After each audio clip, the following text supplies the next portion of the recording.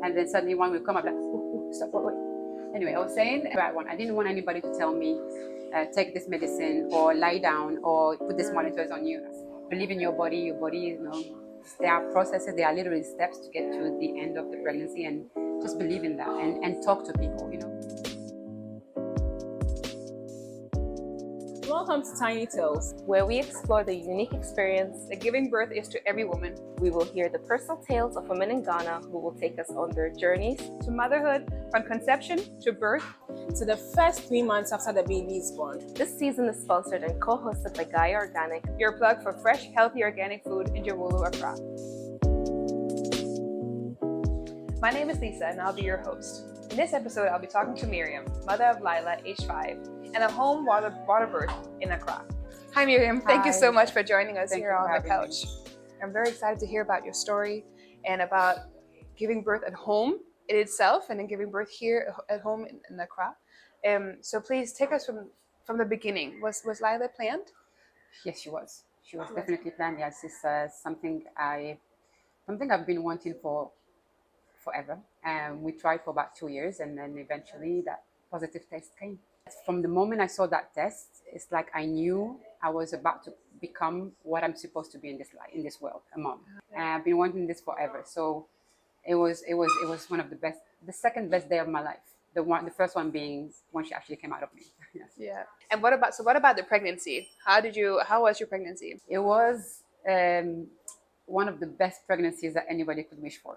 Okay. Honestly, like from the beginning till the end, I had no. It's funny, like I said, the moment I saw that pregnancy test, the positive test, I just felt that I knew everything was going to be okay. I felt blessed. I literally felt blessings upon me. I felt secure. I felt confident. I felt grateful. I just knew that everything was going to be great. And I had, honestly, one of the best pregnancies. That no nausea, no big physical issues, no food cravings, no food aversions, nothing. It was just, and no mood swings. I was just happy. I was just happy the whole time. The only thing I would say was, the second month I was very, very sleepy, not tired, but sleepy. Mm-hmm. And the second month I didn't want to eat anything apart from bread and water. Okay. For like about 2 weeks. And then after that, all I wanted was food. Did you always want to have kids? I'm wondering, did this come from like early age, that you just knew that's what you wanted to be a mom? Did you always know you wanted to be a mom? Yeah, and even my parents would tell me that even when I was younger, I would always take care of people. I would always take care of little kids. My cousins, whether they are little or not, but always closer to kids. And even as far as I can remember, even as a teenager or a young adult, I've always wanted to be a mom. That was me. I feel like I was always a mom, but without a child. A mom at heart. Yeah. And I looked after a lot of children around me, my friends' kids, my family's kids. So yeah, I feel like it's something I've always wanted. Yeah. Did that feeling also go into why you chose to have a home birth? Because for me, at least, a home birth, it first came in when I was pregnant. I talked to my husband and my midwives about it, but I was worried about it. Like, what if something goes wrong? And I didn't trust, because it requires also really trusting your body, like really trusting that you know how to do this, that your body knows how to do this. And that definitely was not there when I was pregnant. Like I said, the moment I got pregnant, I just knew. I felt blessed and so grateful. I did not once in the whole of 9 months did I ever get worried. I was confident in myself, like you said, confident in my body. I knew that I have a very high threshold for pain and for endurance. And when I know I gotta go, I just gotta go. And I knew I can handle it. I knew my body could handle it. But it's also because I just really hate hospitals. I don't have, I know not a lot of people like hospitals, but I knew also that I like to be in control of my movements. I like to be in control of especially at that time. I've never been pregnant at that time, but I knew that it's a moment where things are going to happen that you've never experienced before. Yeah. And I wanted to be in charge of my own movements. I wanted to be just to do whatever I want. I didn't want anybody to tell me, take this medicine or lie down or put these monitors on you. I did not want to feel, what's the word I'm looking for? Constrained. I wanted to be free. So initially we looked at, I was looking at home birth here in Ghana, but I knew it was not a thing. So we wanted to go to France. Oh, okay. To do it, to be with my family as well and have a home birth. But it was going to turn out to be a very expensive trip. So we thought, okay, So that's the little time that I got a little bit depressed, knowing that I was going to be here and there was no chance for home birth. Yeah. But I searched and I searched and I searched until I found a woman here in Accra that has a home birth. She has a birthing center, and from that moment, yeah, this is it. So she followed us throughout. Was she a doula or a midwife? She's a midwife. A midwife. Yeah. Yeah. Did she come for the actual birth? Yeah, as well? yeah, she came. She came not at the beginning because my labor was about 24 hours. She came towards the end. But yeah, thank God she was there. Yeah.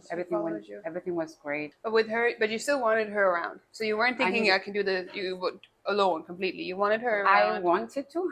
Okay. My husband, I think I had to convince my husband first of all that we're gonna have a home birth, Right. a water birth. And I think that was it. Like I couldn't push too much. And at some point, my midwife said that she had 3 births planned for that week. Okay. Or like within the 2-3 days. And I asked her like, what would happen if you are busy? She said, oh, we'll cross that bridge when I get there. And I said to my husband, okay, so it's fine if she's busy. We'll do it. I mean, it's fine. He was like, okay. Let's not push it. And even my friend. So I had my husband, the midwife, and my 3 closest friends.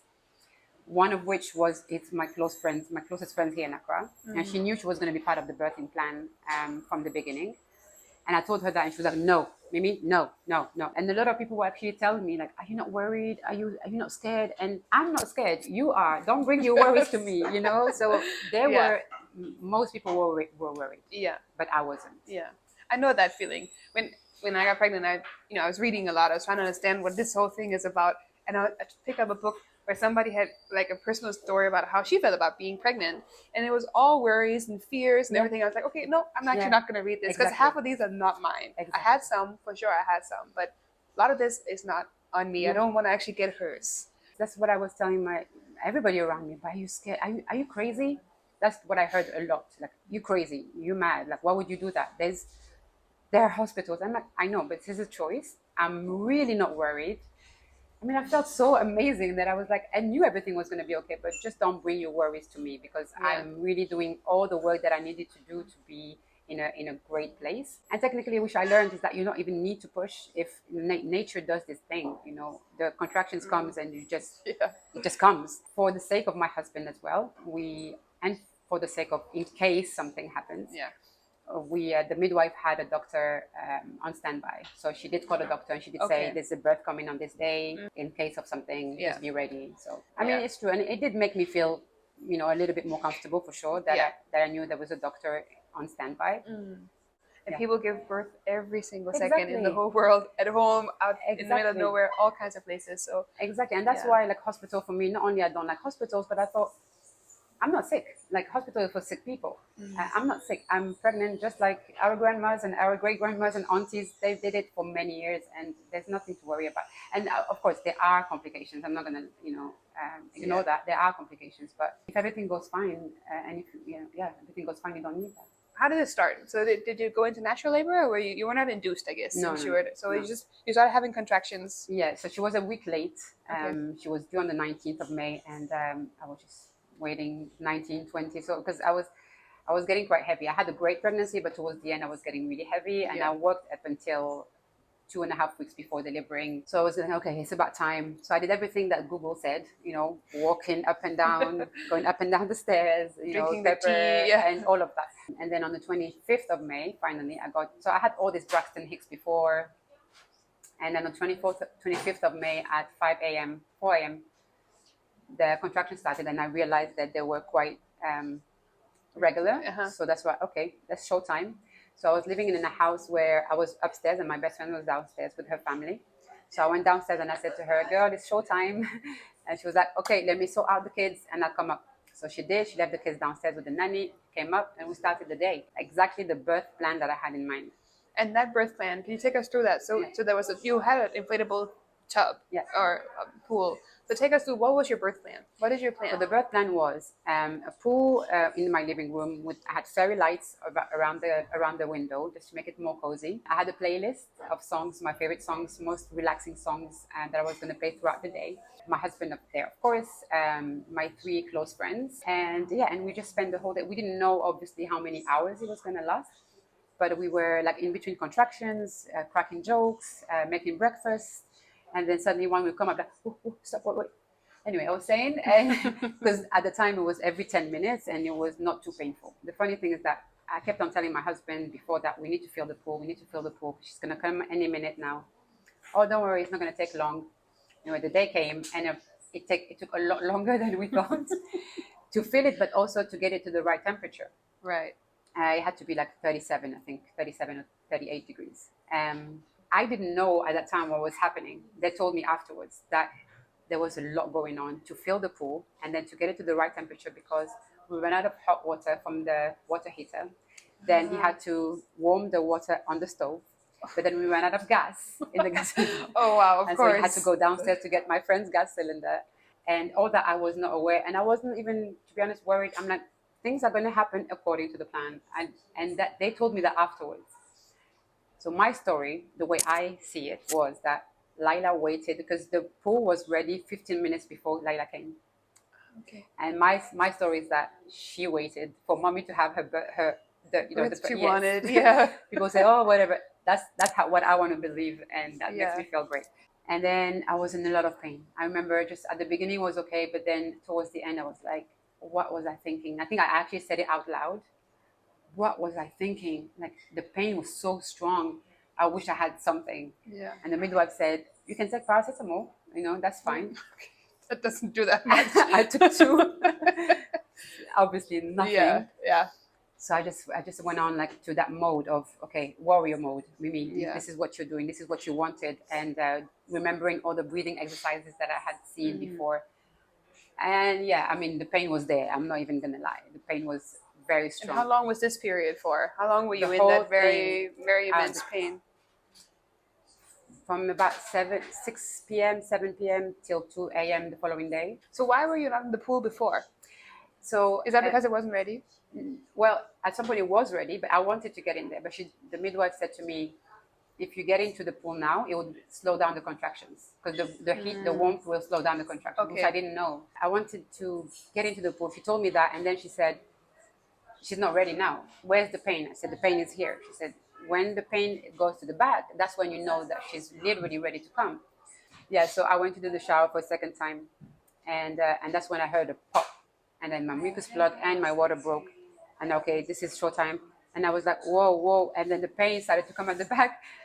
And I literally felt that she was going to come out of my butt. Like, I was like, oh my God, she's coming.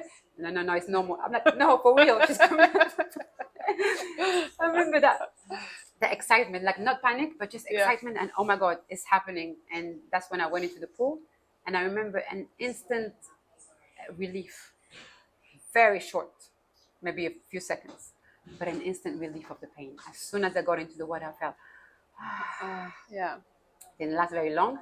But then I knew that I felt like it took about maybe 40 minutes or so, but apparently it was only 15 minutes. Okay. Between the moment I got into the pool and her coming out. Yeah. And that was, if I thought I was in pain before, that one was literally the most painful thing I've ever had to do. Okay. Yes. Yeah. I mean, the contractions were very painful, but her coming out. Pushing part, because it burns also. Was it the burning feeling? Yes. Yes, like they call it the ring of fire. It's for a reason. I hadn't heard that one, And I remember that amongst all my... So I don't remember screaming completely a lot, but they told me I was. And I was just, and afterwards we were thinking what the neighbors must have been thinking. The whole of Jolo, like all the screams at 2 a.m. And I remember when I see the video, there is a particular scream at a very, very specific point, very short, but it was different from all the other screams. And that was the ring of fire. That one was, she literally pierced through and was about to. Yeah. And I would just remember some of my friends were in front filming and wow, and screaming with excitement, and I just hear, whoa. I'm like, whoa, what? Like, what's going on? Oh, no, there's a lot of hair on that baby. I'm like, okay. She came out with a lot of hair, and all they saw was this black head. Oh, no, I mean, we laughed a lot. And I think I don't now remember everything. I feel like everything was easy. But they remind me, my friends remind me that, Mimi, you were in pain. Honestly, if I can do it again, I would do it the same way. The same way. Yeah. Having a baby on dry land would feel weird to me now. Yeah. Yeah. It felt so natural. And one thing is that I saw a lot of videos on YouTube where the mother would just give birth and keep the baby in the water because they don't know they are born yet, as long as they keep in the water. So I wanted to do that. And I was like, oh, it's cute. And the midwife said, no, no, no, certainly not. Because at the moment you touch them, you stimulate them because they have never felt that before, that human touch. And so they might swallow some of the water, and the water has a lot of things inside. And I was like, okay, yeah, it makes sense. I don't know why. Anyway, so as soon as she came out, the midwife just scooped her out and put her in me. So you got her up on you immediately? Immediately. And I tried what I also saw on TV, which is the breast crawl. So I put her down here, and she was 1 minute old, and she literally crawled to my breast to breastfeed. I've seen videos of that too. That's amazing. Nature is beautiful. Yeah. And then did you decide to breastfeed? Yeah. So how long did you breastfeed for? I breastfed for 8 months. I wish I wanted to go longer, but unfortunately I got sick. I got quite sick. Some virus or bacteria that attacked some of my organs, and I was in hospital for 2 weeks. But I didn't give up. I didn't give up. I was still pumping and dumping in hospital. But the doctor was like, come on, you have nothing in you right now. It's not good for you. So I eventually gave up. But it was really hard. But at least I'm grateful that I got to breastfeed for 8 months.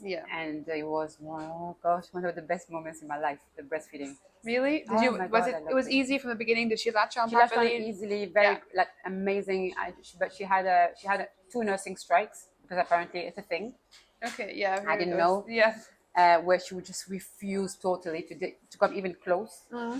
So, and that was hard for me. I remember that was really, really hard. And then she came back and it was great. And then she had another one. Each one was about a week. But after that, oh man, it was... But that's also hard because you know that you're the place where she gets all of her food from. So if you can't do it, it's a lot of emotions in that. It's a lot of like, am I not doing it right? What's happening? Is it my body? Is it like all those... But at the same time, you know that it's also formula. It's not like the child will starve if you don't have... But I think I was a little too stubborn about this. I wish I was a little bit more relaxed, you know. I mean, of course I gave her formula when she was not breastfeeding, but I was too stubborn about this breastfeeding thing, and my husband would just wanted to come on, just give up this. I'm like, I will feed her what she needs, but I will not give up this thing. So for a whole week I tried everything I saw online until she came back. She came back to me. I know that feeling. I also definitely tried a lot. The first 2 months were painful for me, really painful, because she didn't latch on properly, and it was wounds, bleeding, breast infection, a lot of things. A bit of that. It was really, and kept going, and my husband said, just stop, just do formula. I was like, no, I was really adamant to breastfeed. It's funny as well. because, you know, I don't know about you, but I'm sure you also thought that it's a natural thing. She comes out, the baby comes out, and they're gonna latch. I didn't think about it too much, to be honest. I thought it's just natural. The breast is there, and they're gonna want it. But the latching was an issue, like the position, and it's a whole science around this. Yes, it is. I never thought about it. I just thought it's a natural thing, but no, it's. And it's funny because it is a natural thing, but it doesn't mean that it's easy. No, and I think we equate natural with easy, as if it's natural. We're supposed to just be able to do it, but it's natural, sure, but it's not easy necessarily. It takes 2 people to tango. Like it takes 2 people to breastfeed, and sometimes a third. Like in the beginning, my husband had to hold my daughter's mouth open, so she could sort of latch on properly. Like we had to teach her somehow, and she had sort of So it took a little while. So it took 3 people to breastfeed. You see, the first few days at least. Yeah, that was not easy. Wow, no, it was not. No. But then what about for you? So you had given birth, but you were of course at home. So what was the first few days like, or the first few weeks as a new mom, as new parents? A whirlwind of emotions. Like, do you feel the connection, the love immediately? Already before, maybe before? Even the moment I saw the test, I was already you were fine, connection immediately. I was just so happy. The level of happiness was just so much. I think I remember what happened, but I don't think I did, because that first year was just honestly a blur. But I remember going to work straight away after 2.5 weeks after she was born. Because I have my own business, and obviously there's no such thing as maternity leave when you have your own business. And it was a big contract coming from the UK, and I know I couldn't say no. It was good money, so I could not say no to that. And so I think it was 2.5 weeks. I was walking like a penguin. I was sore. I was tired. But again, when I'm on that mode, I just don't stop. Like I literally, when I have to do something, I just go for it, and I switch off everything. And I don't even allow my body to shut down until I'm done. Right. And it's only when I'm done and I'm relaxed, then my body says, okay, now you're done. Yeah. there's pros and cons, of course. I had to work immediately after birth, but then also I had another 2 months, I think, with no work. So, but she was with me the whole time. She You was took her with you to my meetings, to my events. She was on a sling. She was on a sling and just a little bag and everywhere. And I was lucky that a lot of my clients were embassies, and I worked a lot with embassies at the time, and they knew me very well, and they would give me a room for me to relax or to change her or to put her to sleep. Oh, that's nice. Yeah. But she was literally on me all the time. Yeah. That one day that I remember I had to leave her. I was at the Swiss embassy, and I left her just at night with my husband. And in the middle of the event, I felt my breast so sore, like blowing up and shooting out milk like there's no tomorrow. Just I was like, okay, I think my baby's calling me. You know, this chemistry. So I called my husband and I asked him if she was crying, and he was like, oh no, she's fine. I think he didn't want to worry me. And I was like, I'll call the security guy. And I said, have you been hearing Layla crying? He goes, oh, madam, she's been crying nonstop for 30 minutes, screaming. I'm like, that's what my breast is been trying to tell me. I'm like, guys, wow, you're on your own. You got this. I'm going home. So I went straight, and my husband, what are you doing here? I was like, I know she's crying. How do you know? My breast talked to me. They told me she's crying. I think it's amazing listening to the story that you have, that you were so certain. Like, you were so certain from the moment you got pregnant that you got this. Oh yeah, I knew it. Yeah. And everybody would tell me how. I'm like, don't ask me how or what, whatever. Like, keep your worries for you. Yeah. I know I got this. This is me. This is who I'm supposed to be. This is what I've been wanting forever. This is it. This is me. Yeah. Personally, I definitely did not have the feeling. It took me a while to become a mom. Like identify as being a mom. I became a mom immediately on the responsibility aspect of it. I took care of her from I was pregnant. I took care of doing the right things and all that. But the feeling took a little while, and then the identification took a little bit longer, actually. But identification, like what? As in, when people would say, "Oh, so Essie is your daughter," and I was like, "Yeah, I guess so." Like, and then said, like, "I'm Essie's mom." I'm like, "Oh yeah, I'm Essie's mom." Like, being, identify as a mom. Yeah. And also the feeling of it as well. It took me a little while. Not the love didn't come immediately, but it came in the first few days.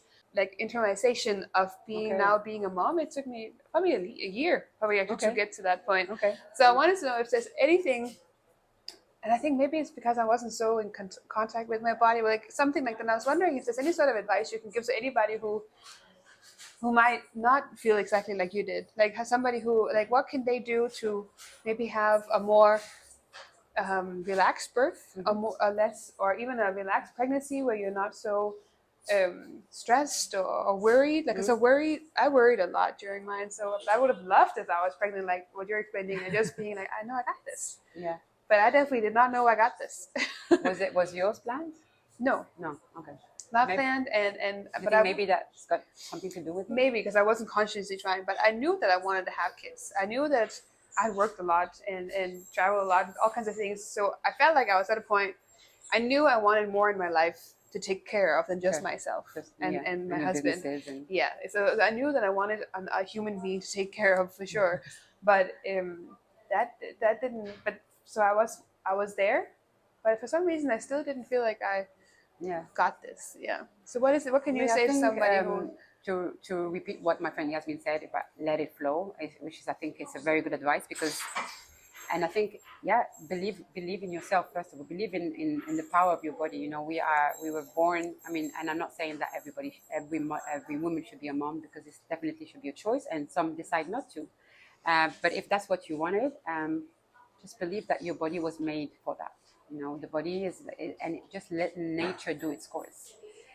Meditation, I think, helps a lot too, because a lot of people have I have a worrying nature, actually. I worry a lot, but for that one, it's bizarrely enough, I just didn't. But I worry for everything else. And I think meditation really helps. Just center yourself. So believe in nature, you know, just let nature do its course. Believe in your body, you know, there are processes, there are literally steps to get to the end of the pregnancy, and just believe in that, and talk to people. You know, there's a lot of things that people don't talk about. We talk about the general thing, breastfeeding, the first 3 months, whatever. We talk about the general points about pregnancy and birth, and after birth, which they call the fourth trimester, is actually a thing. But a lot of people don't talk about the little things that happen to you, and where you can actually be depressed. You can actually have a postpartum depression if you're not careful. So talk to people. I had a home birth, so I didn't have the follow-up with a nurse, which fortunately had some issues at the beginning also with Layla, because I didn't have, and I thought I knew a lot of things from my researches, but nothing prepares you for that, for having a human being to take care of, to keep alive, you know. Right. People ask me, oh, what's your parenting methods?